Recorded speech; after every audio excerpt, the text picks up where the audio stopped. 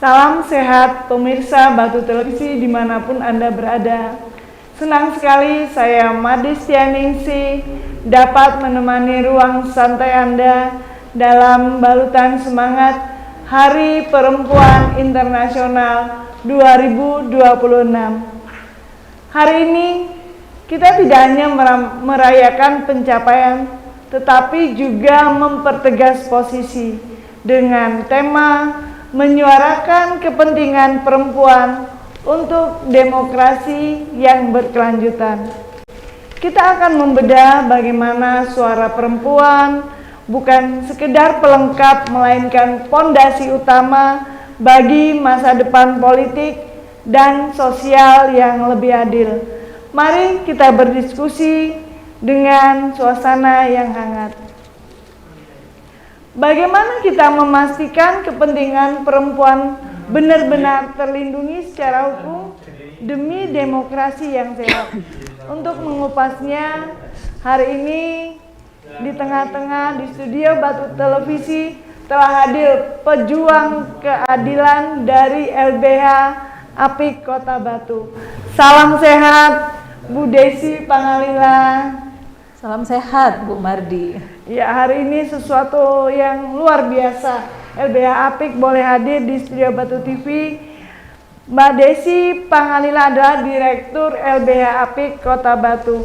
Ini sekedar kita ingin tahu nih, tentunya para pemirsa Batu Televisi khususnya, siapa sih LBH APIK khususnya yang ada di Kota Batu ini? Silakan Mbak Desi, kami diberi sesuatu paparan nih tentang bagaimana LBH APIK. Baik, terima kasih Ibu Mardi dan pemirsa yang ada di rumah. Sekali lagi kami berterima kasih karena kami diundang di ruang ini. Kami ada di Kota Batu sejak tahun 2022. Jadi menyuarakan tentang hak-hak perempuan dan juga melindungi perempuan dari tindak kekerasan. Nah, apa itu LBH APIK? APIK itu adalah kepanjangan dari Asosiasi Perempuan Indonesia Berkeadilan. Oh, berarti asosiasi ini bukan ada di Kota Batu saja. Berarti asosiasi berarti ada tingkat nasional tentunya. Betul sekali. Jadi APIK Indonesia ada di 18 kota. Ya, dan kita selalu mengadakan pertemuan untuk bisa menyuarakan bersama tentang hak-hak perempuan. Sementara di Batu kami sudah ada sejak tahun 2022. APIK Batu berfokus pada pendampingan hukum bagi perempuan dan anak perempuan dan pemberdayaan bagi mereka yang dikategorikan sebagai kelompok rentan. Kami, Bu Mardi, kami bergerak untuk membela keadilan bagi perempuan. Kami adalah wadah bagi perempuan yang mengalami kekerasan atau mengalami ketidakadilan, diskriminasi dan kekerasan seperti KDRT, kekerasan seksual dan lain sebagainya. Dan sesuai dengan lembaga kami, visi yang kami junjung, ini adalah lembaga bantuan hukum. Jadi kami memberikan pendampingan hukum bagi mereka yang membutuhkan, baik itu litigasi maupun non-litigasi. Berarti ini sudah litigasi dan non-litigasi. Tadi sudah menyinggung sedikit tentang KDRT dan juga kekerasan lainnya. Nah, dari kasus-kasus tersebut, kasus apa saja yang bisa khusus dibantu oleh LBH APIK Kota Batu? Tentu karena ini berkaitan dengan isu perempuan, maka kita bicara tentang kasus yang berfokus pada perempuan. Tidak terbatas hanya pada KDRT saja ya. Jadi KDRT itu hanya merupakan salah satu, tapi juga ada kekerasan seksual, pemerkosaan, juga kasus yang berkaitan dengan KGBO yang sekarang ini sedang marak ya, kekerasan berbasis gender online. Nah, itu mungkin ada segmen khusus kita bisa membahas tentang itu. Tapi kurang lebih itulah kasus-kasus yang kami tangani di dalam perjalanan LBH APIK Kota Batu. Dari paparan yang disampaikan oleh Bu Desi, ingin tahu juga nih warga masyarakat Kota Batu khususnya, bagaimana cara masyarakat Kota Batu untuk bisa mendapatkan bantuan hukum dari LBH APIK Kota Batu? Apa benar-benar gratis seperti yang disosialisasikan, disampaikan seperti itu? Iya, baik. Memang salah satu kendala bagi korban untuk melapor karena biasanya itu berkaitan dengan biaya.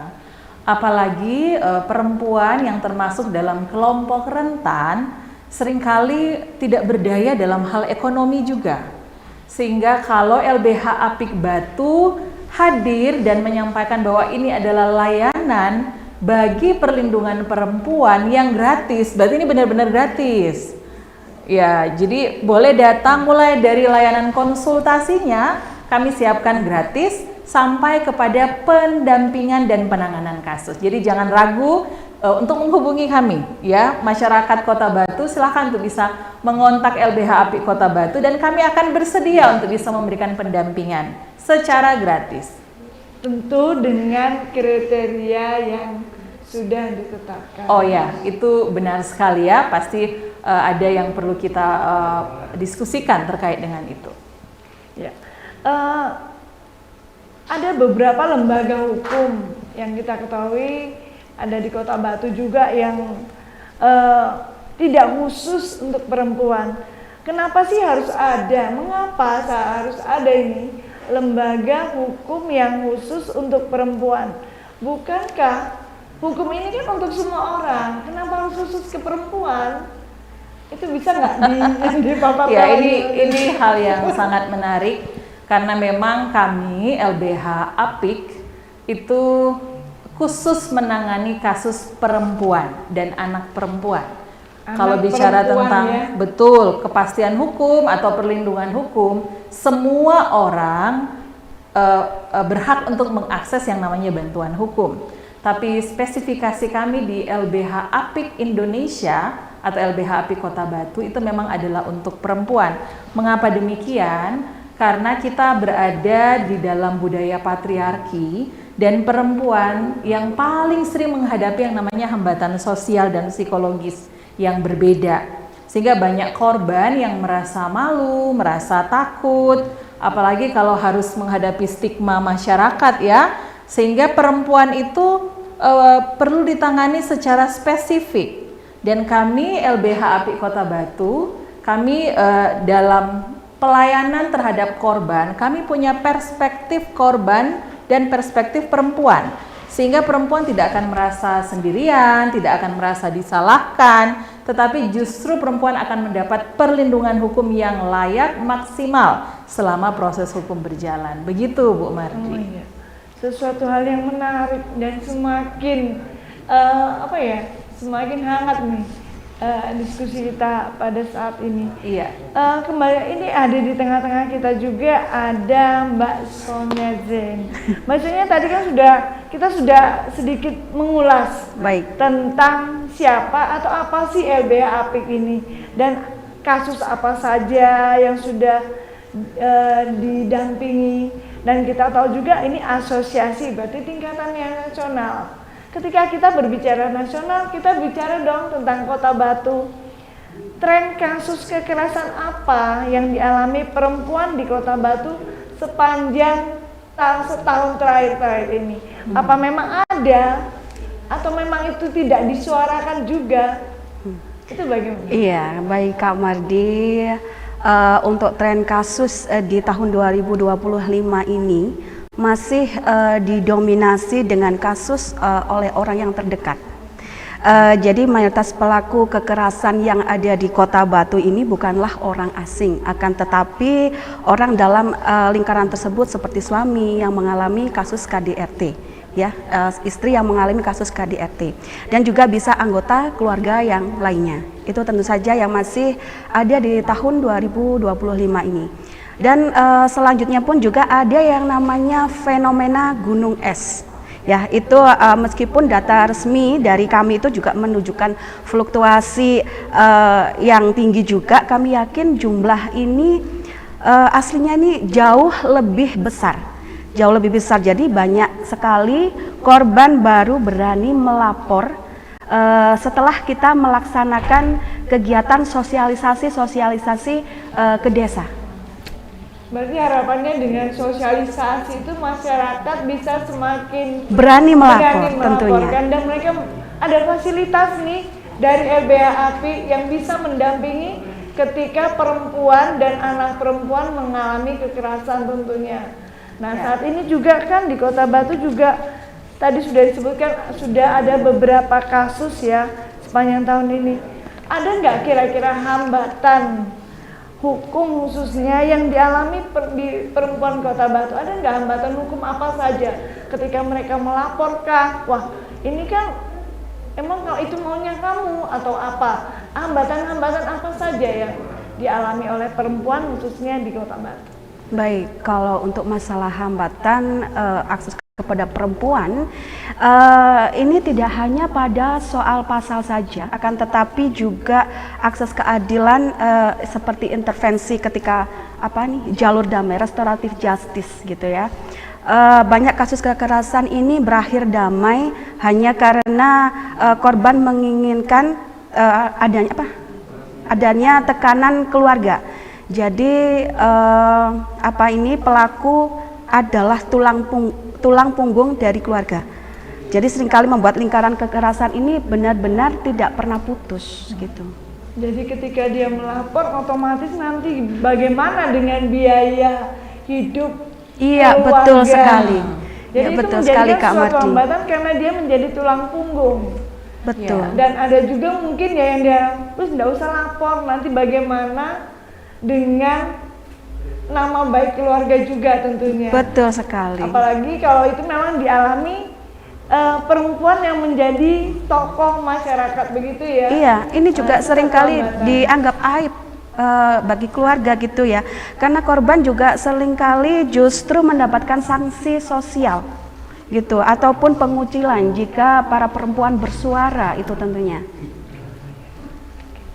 Itu tadi, oh iya.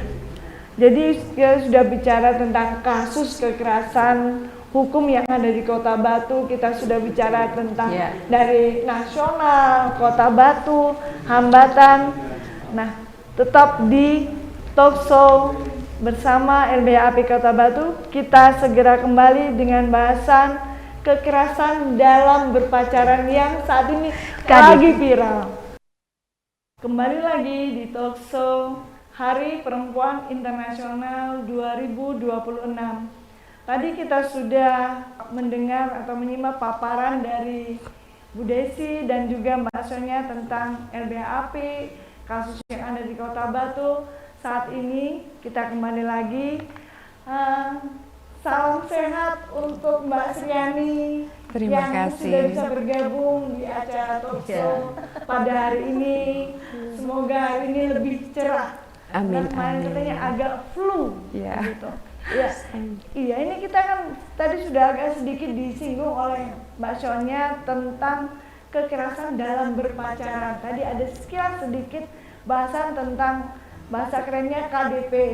Nah, KDP seringkali menjadi kekerasan yang tersembunyi karena masyarakat sering menganggapnya masalah pribadi anak muda atau sekedar bumbu percintaan, padahal dampaknya sangat fatal.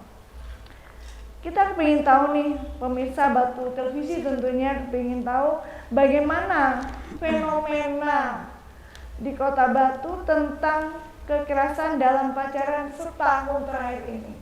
Apa memang ada atau memang tidak muncul atau memang disilentkan? Bagaimana ini dengan LBH API menanggapi kasus dari kekerasan dalam berpacaran? Baik, Mbak Mardi, terima kasih. Kalau kita berbicara tentang KDP atau kekerasan dalam berpacaran, ini kami di LBH API Kota Batu setahun terakhir ya. Untuk setahun terakhir ini trennya meningkat, gitu. Jadi peningkatan ini berdasarkan pada laporan digital yang kami terima di LBH APIK, dan pelaporan ini kebanyakan dari kalangan mahasiswa dan pelajar, begitu. Berarti di tingkat pemuda tentunya ya. Ya, betul. Kemudian bentuk kekerasannya juga beragam, seperti itu. Jadi tidak hanya kekerasan fisik yang berupa pukulan atau tendangan atau bentuk kekerasan fisik yang lain, tetapi juga ada dominasi kekerasan secara psikis dan kekerasan yang bentuknya adalah, mohon maaf, kekerasan seksual. Nah, kekerasan psikis ini bisa berupa ancaman, misalnya diancam akan diputuskan, begitu. Kemudian kontrol yang berlebihan dari pasangannya terhadap media sosial yang dimiliki, seperti itu, Mbak Mardi. Semacam diprotek gitu ya. Betul, Ini pasangan overprotect. pacar ini benar-benar diprotek sehingga ini satu bentuk kekerasan juga ternyata ya. Iya, ini juga jadi semacam posesif yang berlebihan begitu Kekerasan ya. psikis ya. Psikis ya. Kalau Kekerasan menurut secara Bu Desi psikis. sendiri bagaimana nih Bu Desi tentang yang tadi kan disebutkan oleh Mbak Sriani nih, ada yang kekerasan fisik. Nah ini kan berarti kan perlu penanganan yang khusus. LBH tentunya mendampingi yang seperti ini juga ya. Oh ya, tentu saja kami punya beberapa pengalaman terkait dengan penanganan kasus kekerasan dalam hal relasi ya, berpacaran, baik itu yang fisik maupun psikis. Kalau untuk yang fisik dalam proses pembuktian itu cukup mudah, tetapi karena visum langsung ada yang namanya visum atripertum. Tapi untuk psikologis ya, kekerasan yang mengakibatkan dampak psikologis di mana korban menjadi rendah diri, kemudian bisa dilakukan self harming motong-motong gitu ya Mbak ya. Apa ini menyayat tubuhnya sendiri atau menyakiti dirinya sendiri, bahkan sampai muncul keinginan untuk bunuh diri. Dan proses pembuktian itu butuh waktu yang cukup panjang. Bahkan ada korban kami yang sampai tidak berani sama sekali keluar dari tempat tinggalnya, khususnya di kos-kosan begitu ya.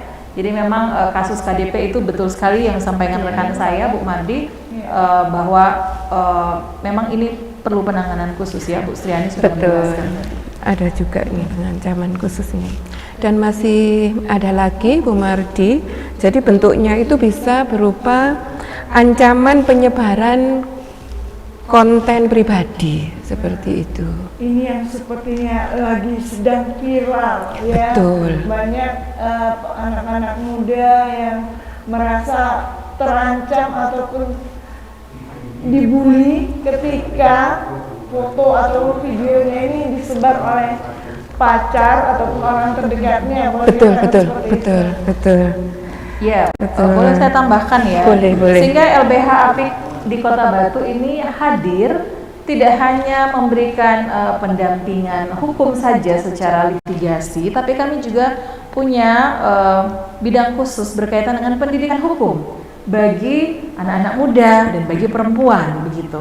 Karena kalau sudah bicara tentang mempublikasikan video pribadi atau memfoto, mengabadikan tubuhnya sendiri, itu sebenarnya tidak ada keuntungan apapun. Jadi melalui pertemuan kita hari ini juga saya ingin menyuarakan bagi perempuan ya, untuk sama sekali tidak boleh ada bugil di depan kamera gitu ya, atau di foto, karena itu akan merugikan kita sebagai perempuan dan anak perempuan. Gimana Mbak Sonia, setuju nggak? Betul, setuju sekali. Iya, ini kan sekarang ini di pergaulan anak-anak muda itu kan ada bahasa nggak gaul nih kan gitu ya. Kalau kalau tidak punya pacar secara online, karena kan sering ya, mereka belum pernah bertemu tapi sudah pacaran online namanya. Nah ini kan sesuatu yang sangat riskan. Bagaimana tentang adakah upaya dari LBH Apik ini sosialisasi ke pemuda kah, ke sekolah ataupun ke pondok? Adakah kiat-kiat seperti hal itu yang dilakukan oleh LBH Apik Kota Batu? Oke, dari selama ini yang kami lakukan, kami sudah melakukan beberapa sosialisasi, Mbak Mardi, ada. Karena itu adalah bagian dari salah satu program yang ada di LBH Apik. Sementara sosialisasi kami adalah ke sekolah-sekolah terutama untuk pencegahan kekerasan dalam berpacaran ini. Di samping itu juga kepada organisasi-organisasi kepemudaan atau organisasi masyarakat yang ada di lingkungan sekitar kami, terutama kami dahulukan memang selama ini yang ada paralegal di sana. Supaya kemudian ini bisa diteruskan atau digedok tularkan. Harapannya adalah bahwa sosialisasi ini bisa mencegah, mengurangi, atau bahkan kemudian meniadakan lagi kekerasan dalam berpacaran. Karena memang akibatnya seperti yang tadi disampaikan oleh Mbak Mardi, ini bisa sangat fatal kalau dibiarkan seperti itu. Jadi boleh dikatakan bahwa LBH Apik berupaya bukan lagi mengurangi, tapi meniadakan yang namanya kekerasan dalam berpacaran. Harapannya demikian. Harapannya begitu. Ya. Tapi ada nggak ya kasus-kasus kekerasan dalam berpacaran ini sulit untuk diungkap? Intinya apakah ada hambatan untuk LBH Apik untuk mengungkap ataupun menyelidiki ataupun mendampingi kasus kekerasan dalam berpacaran khususnya untuk pemuda di Kota Batu? Nah, ini tentunya ada. Jadi memang tidak mudah dan tidak semulus yang kita rencanakan. Hal-hal yang membuat hal ini menjadi sedikit sulit adalah ada beberapa faktor, Mbak Mardi. Yaitu yang pertama adanya relasi kuasa. Jadi korban sering merasa berhutang budi gitu. Kemudian merasa bahwa dia masih cinta dengan pasangannya, yang sulit ya. Kemudian manipulasi emosi atau manipulasi emosional dari pasangan, dari pacarnya, sehingga kalau dia mau minta putus itu menjadi sulit, begitu. Terutama bagi anak gadis ya. Secara emosional. Betul seperti itu. Kemudian yang kedua adalah minimnya payung hukum yang spesifik. Artinya yaitu kasus kekerasan dalam berpacaran ini berbeda dengan kasus KDRT. Kalau kasus KDRT itu kan kita punya undang-undang PKDRT atau perlindungan kekerasan dalam rumah tangga, gitu ya. Sedangkan untuk kasus kekerasan dalam berpacaran ini seringkali kita harus menggunakan KUHP gitu, yang di bagian penganiayaan, atau bisa juga menggunakan undang-undang TPKS, yaitu tindak pidana kekerasan seksual kalau kekerasannya adalah seksual, begitu. Yang pembuktiannya kadang juga ini lumayan menantang bagi korban, sehingga menimbulkan keengganan bagi si korban untuk melapor, seperti itu.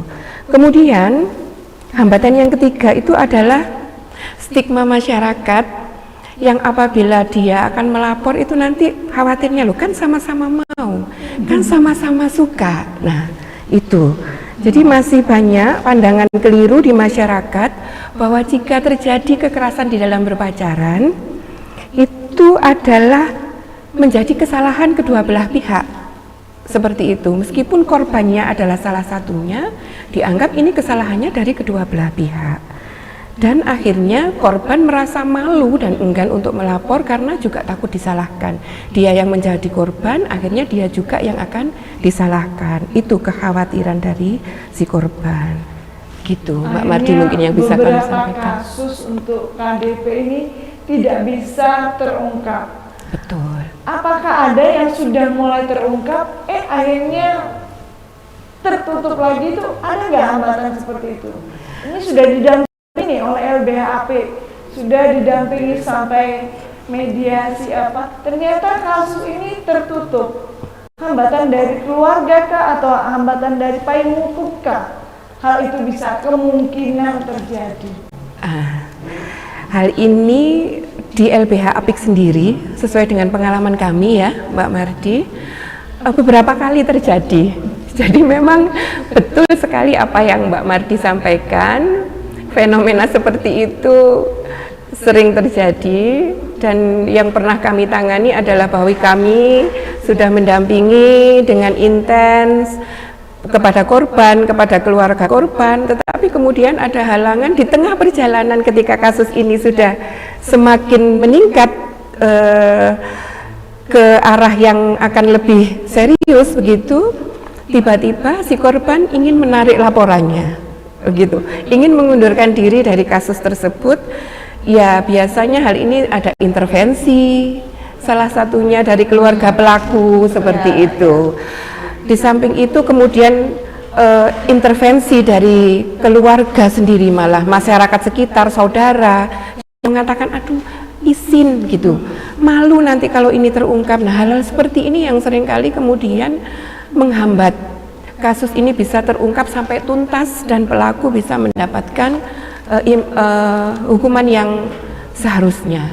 Seperti itu, mungkin Bu Desi bisa menambahkan ya. Iya,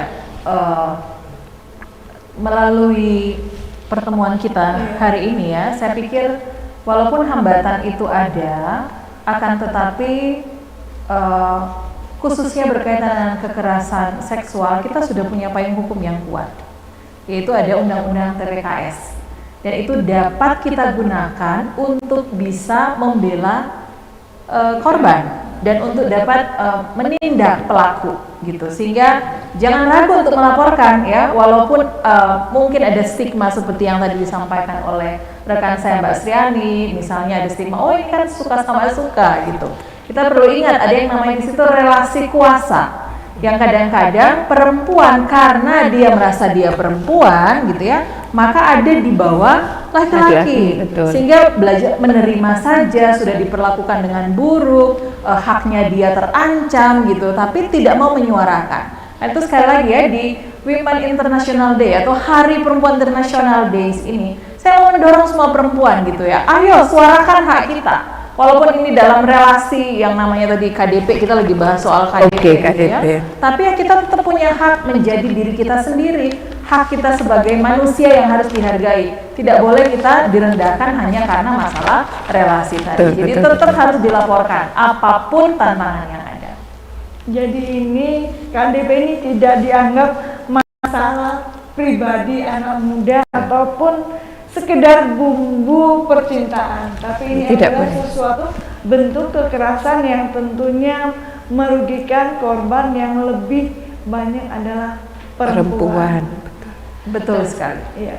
Dari beberapa kasus ini LBH Apik apa memang benar memayungi mereka itu juga dari segi dari awal sampai di akhir, dan juga bisa bagaimana tentang untuk psikologisnya mereka?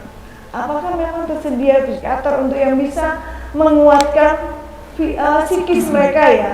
Kalau fisik tadi kan katanya disampaikan oleh Bu Desi, fisik bisa visum. Nah bagaimana tentang penyembuhan atau pemulihan psikis dari korban KDP khususnya? Karena mereka lebih banyak ini dalam notabene anak muda, pelajar, mahasiswa. Ya. Gimana Bu Desi? Oke. Inilah sebabnya kenapa LBH Apik itu spesifikasinya adalah untuk perempuan dan anak perempuan.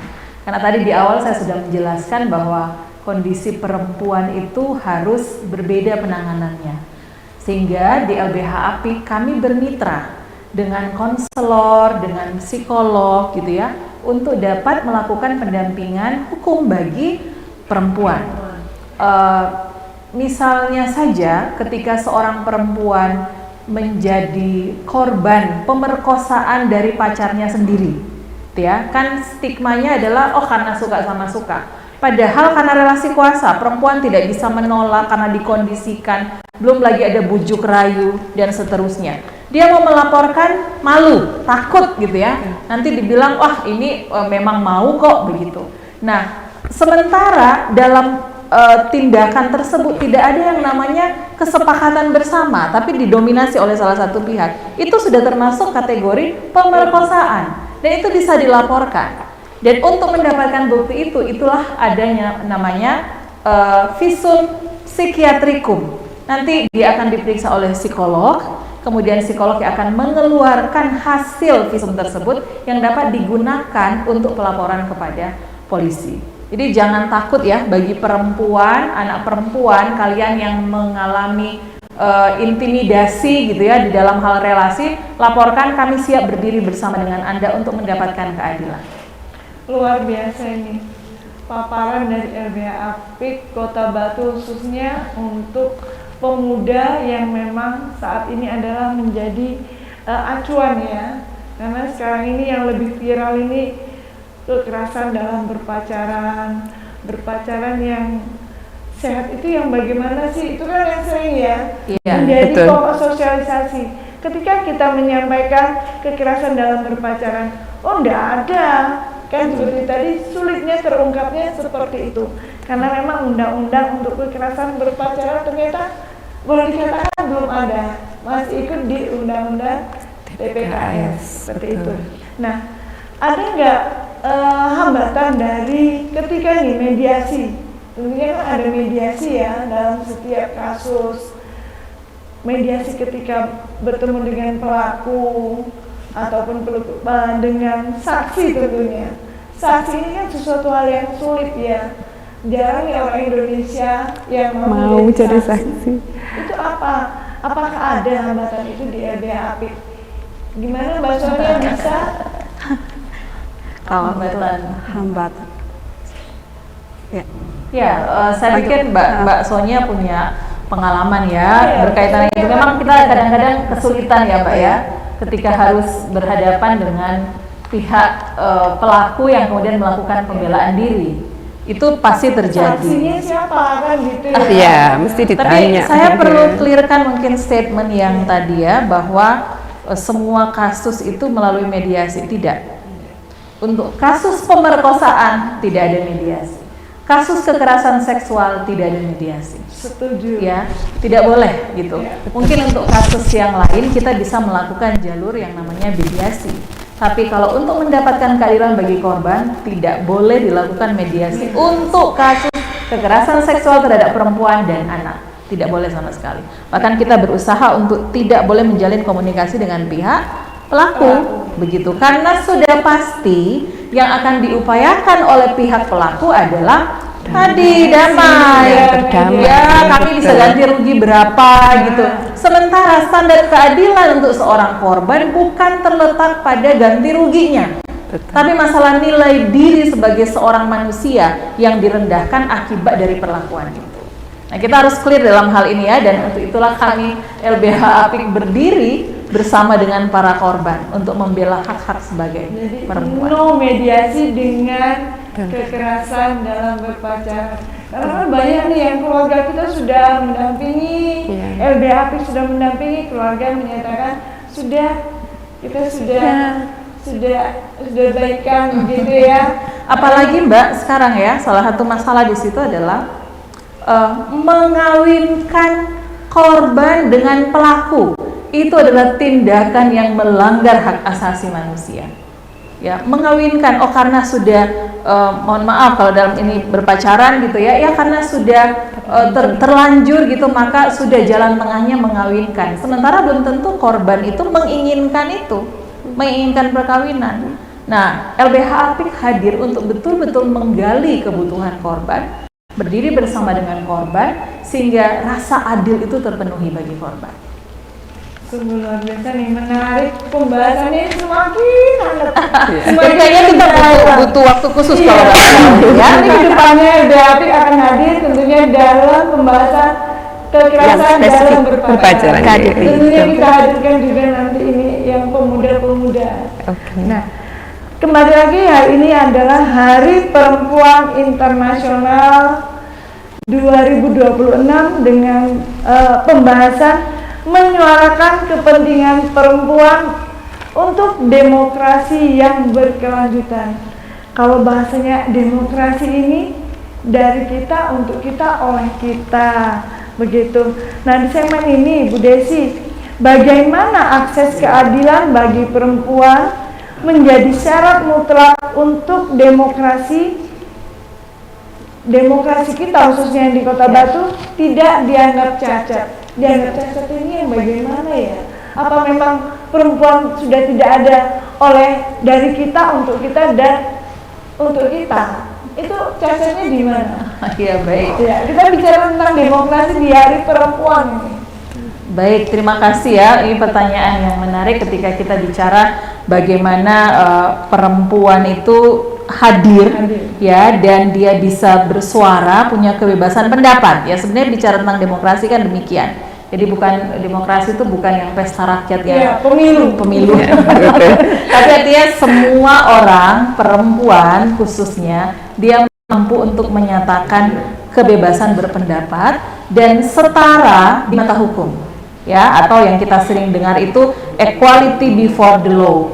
Ya, jadi setara. Nah, populasi perempuan di negara kita ini itu separuh ya, perempuan itu 50% loh, 50-50 loh ya, jumlahnya penduduknya gitu. Jadi kalau bilang bahwa perempuan lebih banyak dari laki-laki, kayaknya kita harus balik lagi ke statistiknya ya.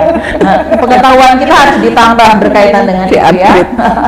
Nah, dan masih banyak perempuan yang merasa takut ya, dan terhambat akan mengekspresikan dirinya atau mengalami diskriminasi di saat dia mencari keadilan. Maka memang yang Bu Mardi sampaikan tadi, apakah ada kecacatan, mungkin menurut saya ada malfungsi di dalamnya ya, bahwa perempuan masih rendah, termasuk ketika kita melihat ketika pemilihan kepala daerah misalnya ya, tapi sekarang sudah lebih berimbang kepala daerah perempuan dengan kepala daerah laki-laki, tapi masih didominasi oleh laki-laki gitu ya. Ataupun juga ketika kita berbicara tentang anggota dewan misalnya, keterwakilan perempuan itu berapa persen gitu ya, dan itu harus terus kita suarakan. Jadi memang perempuan harus menyuarakan haknya supaya demokrasi ini menjadi adil untuk semua.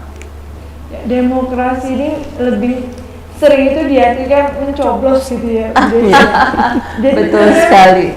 Kalau kita tidak pahami, dan kita memang perlu memahami, demokrasi itu ada di setiap kegiatan sebetulnya. Bagaimana demokrasi yang tadi itu dari kita, suara kita.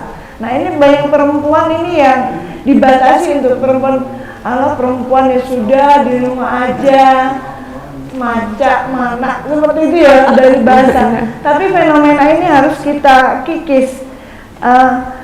Sebetulnya apa sih alasan demokrasi dianggap itu tidak menolak ataupun tidak terpaku pada perempuan, ataupun boleh katakan itu cacat tanpa akses keadilan bagi perempuan. Karena ini untuk perempuan hanya diberi berapa persen saja? 30%.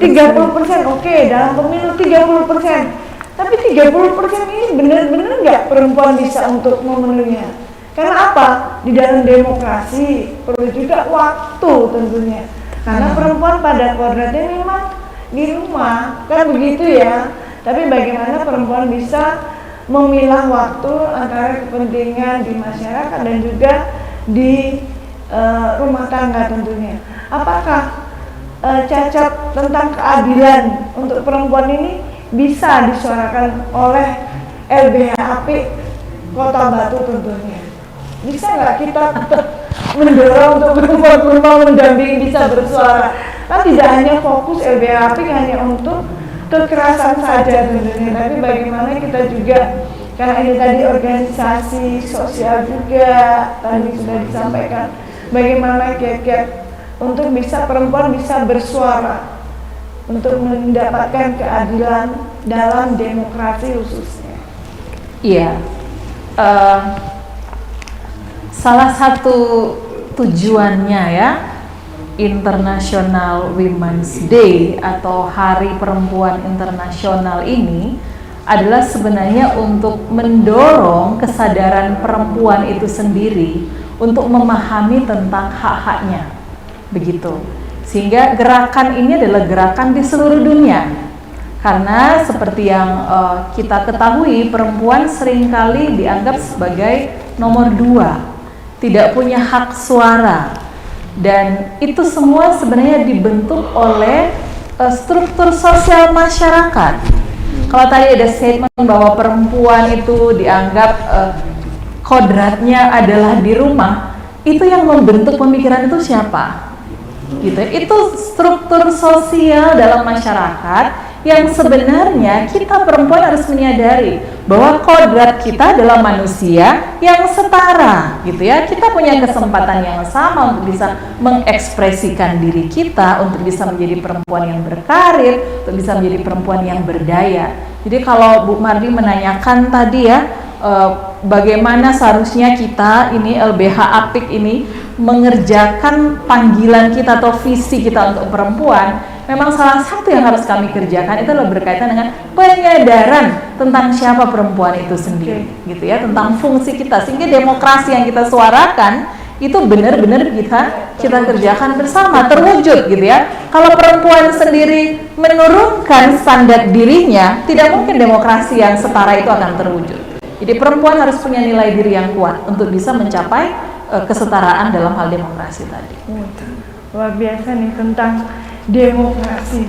Demokrasi ada keterkaitannya tentang kebijakan lokal yang tentunya ada di Kota Batu. Apa saja nih kebijakan lokal yang perlu didorong oleh LBH Apik sehingga perempuan-perempuan di Kota Batu ini lebih berani bersuara di ruang publik, seperti saat ini kita bersuara nih di ruang publik. Nah, untuk perempuan-perempuan lainnya, adakah kebijakan lokal apa yang perlu didorong sehingga perempuan di Kota Batu ini berani bersuara untuk keadilan tentunya? Ya, Pak Mardi, kalau untuk keterbatasan regulasi lokal ini, kami dari LBH Apik bersama dengan gabungan organisasi perempuan tentunya di Kota Batu ini terus mendorong penyelesaian bagaimana Raperda Perlindungan Perempuan dan Anak di DPRD Kota Batu ini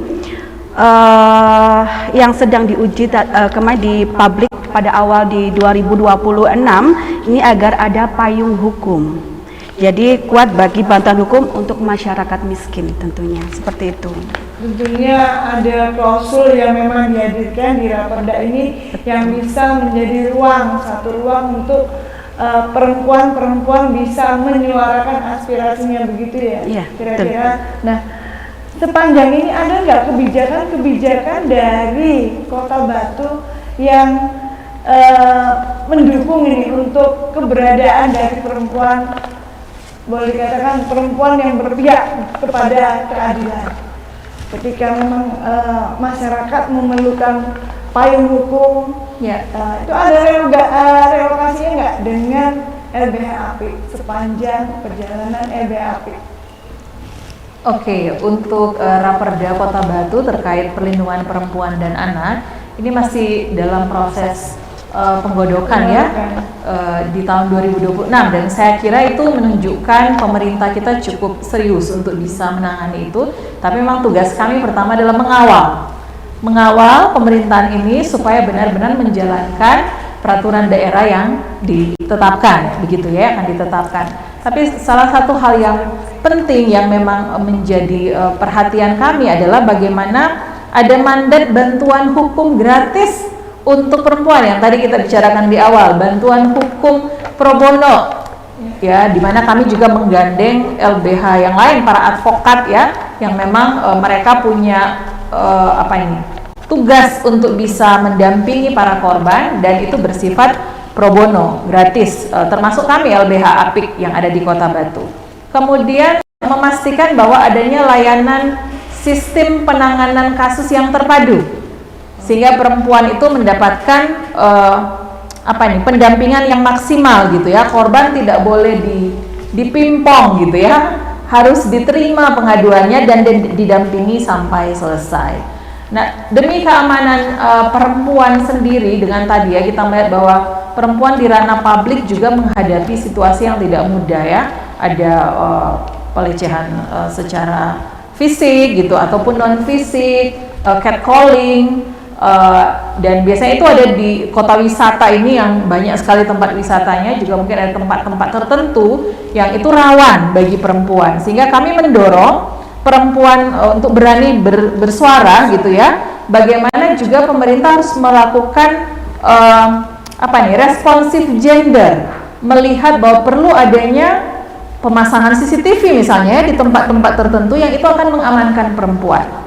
Juga ada transportasi publik nih, ya, yang harusnya itu bisa membantu perempuan supaya terhindar dari yang namanya tindakan kekerasan ataupun pelecehan. Begitu sih Bu Mardi yang kita pikirkan ya di LBH APIK. Ini sesuatu hal yang menarik. Tadi transportasi, jadi ini fasilitas, boleh dikatakan untuk fasilitas umum ya.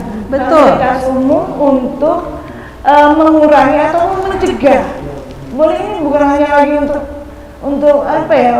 menyelesaikan, bukan lagi untuk pendampingan lagi, tapi untuk mengurangi ataupun meniadakan yang namanya tindakan kekerasan untuk perempuan. Jadi perempuan merasa di titik nyaman ketika berada di Kota Batu yang saat ini menjadi salah satu destinasi wisata nasional bahkan sudah dunia. Iya, betul sekali. Tadi kita sudah cukup menarik beberapa, mulai dari pengenalan tentang LBH APIK dan juga kasus-kasus yang ditangani dan juga tentang demokrasi yang kita sampaikan, bagaimana kedepannya LBH APIK bisa mewarnai keterlanjutan dari penghapusan KDRT, TPKS, dan juga nanti berikutnya tidak ada yang tidak mungkin nih ada undang-undang untuk kekerasan dalam berpacaran. Itu sangat kita harapkan karena ini menyangkut generasi muda. Nah, kebijakan lokal bukan sekedar tumpukan kertas, tapi adalah pesan dari pemerintah Kota Batu kepada kaum perempuan. Bicaralah karena kami menjamin keamananmu. Tanpa jaminan keamanan dan bantuan hukum yang nyata, ajakan untuk berani bersuara hanya akan menjadi slogan makna. Bagaimana ini, Bu Desi, Bu Sriani, bisakah kita sepakat untuk mengambil suatu kesimpulan keadilan untuk perempuan bukan hanya tugas LBH APIK? Bagaimana Bu Desi? Iya, baik. Di Hari Internasional Perempuan ini, kami memotivasi ya kepada sesama perempuan, khususnya yang mengalami kekerasan, diskriminasi, itu akses yang terbatas di dalam pendidikan ataupun kepemimpinan, kemudian dengan kondisi budaya patriarki kita yang belum memahami tentang kesetaraan, bagaimana laki-laki dan perempuan sering mengalami diskriminasi begitu. Kami ingin mendorong melalui Hari Perempuan Internasional ini, mari kita bersama bergerak untuk melakukan perubahan sistem ya, supaya kebijakan yang belum berperspektif perempuan ini mengalami perubahan. Jadi perempuan jangan berdiam diri, mari kita melihat diri kita dengan nilai yang berharga. Dan ingat, kita punya hak hukum yang sama di mata negara ini. Itu dari saya. Bu Sriani, bagaimana tentang keadilan bagi perempuan khususnya di Kota Batu? Apakah menjadi tugas LBH APIK saja? Untuk keadilan di Kota Batu tentunya adalah menjadi tanggung jawab kita bersama sebagai umat manusia. Dan tentunya sebagai warga Kota Batu, kita mempunyai tugas dan kewajiban yang sama untuk menegakkan keadilan, terutama bagi perempuan. Tidak ada lagi perempuan di Kota Batu yang harus berjuang sendirian. Kita, perempuan, adalah memiliki hak yang sama, seperti tadi disampaikan oleh Bu Desi. Sadari bahwa kita perempuan ini adalah juga makhluk yang sangat berharga. Kalian, kita, Anda sangat berharga, dan jangan pernah menganggap diri kita lebih rendah dari siapapun. Demikian. Suatu statement yang bagus ini dari Mbak Sriani. Dan bagaimana dengan bahasanya, jika nih ada nggak pesan-pesan ketika ada masyarakat yang mengalami kekerasan? Jika nanti ada beberapa kasus yang ada ke kami, nanti kami juga bisa buka hotline pengaduan ya. Tentu saja kita buka ada di IG kami di LBH APIK Kota Batu tentunya. Kita untuk melaksanakan pengaduan tersebut. Kami siap untuk bisa follow up. Terima kasih LBH APIK. Pada intinya kita keadilan bagi perempuan bukan hanya tugas LBH APIK atau pemerintah Kota Batu. Keadilan adalah tanggung jawab kita bersama sebagai manusia. Tidak ada lagi perempuan di Kota Batu yang harus berjuang sendirian. Jika Anda mengalami kekerasan atau tahu seseorang mengalaminya, jangan ragu, hubungi LBH APIK. LBH APIK siap untuk mendengar, membela, memastikan hak-hak Anda tegak kembali. Terima kasih telah bersama kami dalam talkshow Hari Perempuan Internasional. Semoga wawasan yang disampaikan atau dibagikan oleh narasumber dari LBH APIK Kota Batu dapat menjadi langkah awal bagi perubahan yang lebih baik di masyarakat Kota Batu khususnya dan juga LBH APIK seluruh Indonesia. Saya Mardis Yaningsi pamit undur diri, sampai berjumpa di edisi berikutnya. Teruslah berkarya, semangat selalu. Salam sehat.